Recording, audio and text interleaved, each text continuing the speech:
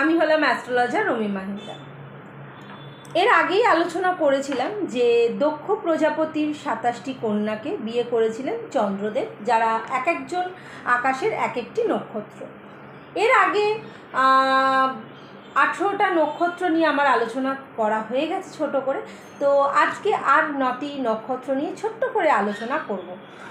যারা মূলা নক্ষত্রে জন্মগ্রহণ করে তারা কীরকম হয়, মূল্য শক্তি মানে সব কিছুর মূল্য দিতে পারে, গোপন বিদ্যা ও বংশ পরিচয়ের মর্যাদা কিন্তু দিতে পারে।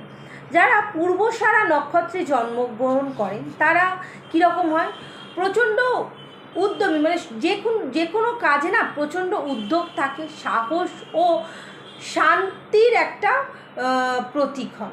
এবং যারা উত্তরাষাঢ়া নক্ষত্রের জন্মগ্রহণ করে তারা ধৈর্য, ন্যায় ও সাফল্যের প্রতীক হয়। যারা শ্রবণা নক্ষত্রে জন্মগ্রহণ করে তারা হচ্ছে শ্রবণ শক্তি, জ্ঞান ও ভক্তির দেবী হন।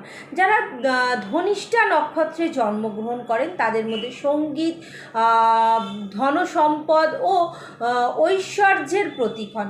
যারা শতভিষা নক্ষত্রে জন্মগ্রহণ করেন তারা আরোগ্য, চিকিৎসা এবং রক্ষাকর্তার দেবী হন। যারা পূর্ব ভাদ্রপদ নক্ষত্রে জন্মগ্রহণ করেন তারা তপস্যা, জ্ঞান ও আধ্যাত্মিকতার প্রতীক হন।